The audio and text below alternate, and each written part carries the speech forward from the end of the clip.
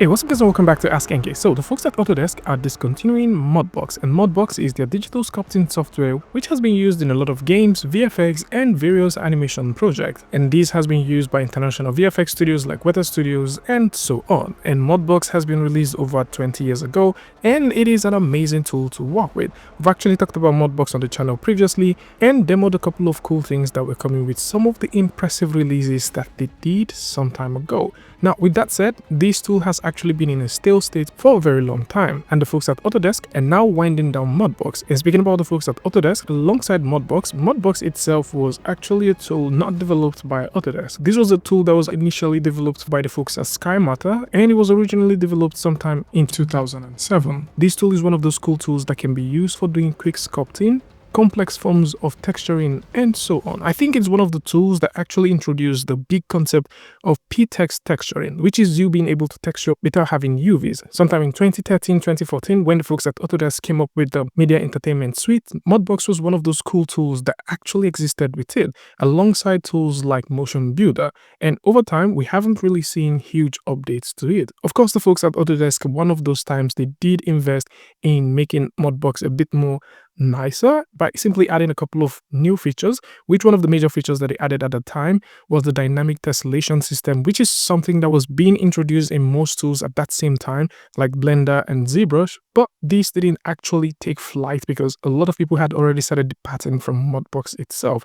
And after that, we didn't really see a huge set of updates come to Mudbox. Over time, we did see very tiny fixes, tiny stuff here and there, and that is something that folks at Autodesk are no longer willing to deal with. And right now, there are changes to Mudbox, which includes the discontinuing of sale or renewal of the Mudbox. And you can simply go over to the link in the description. I'll bring you right here where you'll be able to read up about it. And right here, it simply states that starting on August 7th, 2026, Autodesk will be discontinuing the sale of new and renewal of Autodesk Mudbox subscription. Mudbox Software's 3-year subscription offering will be discontinued on August 7th, followed by the end of sale of 1-year and monthly Mudbox subscription on November 7th of 2026. So if you like to grab Mudbox right now, you do have from now till November the 7th to grab a 1-year or a monthly Mudbox subscription. Now, if you already have a subscription, then of course you can continually use this, but you'll no longer be able to purchase the 3-year subscription license for Mudbox. So the only license currently available right now is a 1-year one. And if you have an Autodesk Media and Entertainment Collection of 2027 subscription, you will continue to have access to Mudbox, and the 2027 version of the Media and Entertainment Collection will be the last to include Mudbox, which means that Mudbox is disappearing. So you can actually come through and read up on the changes right here, and right here you also notice that Mudbox has been removed from the Autodesk Flex. And to support the transition, the folks at Autodesk will issue a 1 free 5-year standalone Mudbox subscription to all Mudbox subscribers who have an active subscription on the 7th of 2026. So I think it's a bit late right now for those who possibly would like to get the subscription. So that is now out of the door. What you can now get is a 1-year and a monthly subscription. And so for what it is, there are certain things here which has to do with why they are being discontinued. And this is due to no significant feature enhancements since Mudbox 2019, which I totally agree with it. And if you have the Media and Entertainment Collection, this is basically how it will affect you, which is something that we've read before. And from here, you can come through and read up on some of the other things that they've mentioned. So from the product to whether you can still purchase these, and will your Mudbox subscription, the one you've purchased before, still be available if you're eligible for the 5 years. All of these are being written out right here. So it is just one very interesting thing to see, and it would be nice to see if they simply just put this totally for free for creators that are already using this to continue using it, and maybe for potential creators that would like to use a software that basically offers one of the nice ways of sculpting and texturing your characters with amazing set of brushes to creators that might want to experience working with Mudbox. Of course, if this is something that they might have to renew a particular kind of usage, right, then that would be also nice.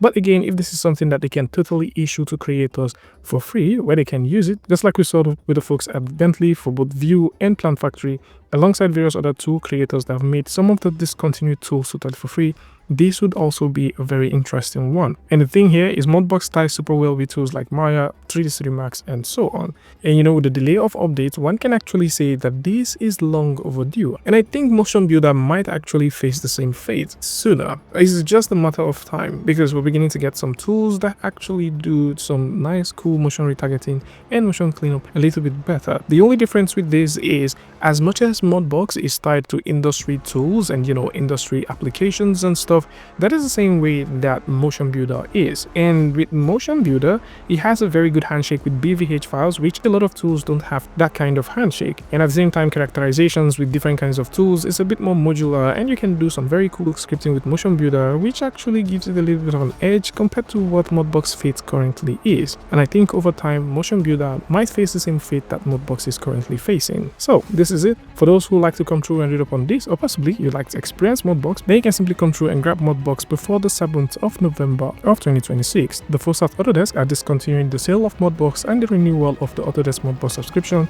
and this might be the last time we might get to hear the word Mudbox and Autodesk actively in the same sentence. So this is it. Tell me what you guys think about this one in the comment section, and until I see you guys in the next one, peace.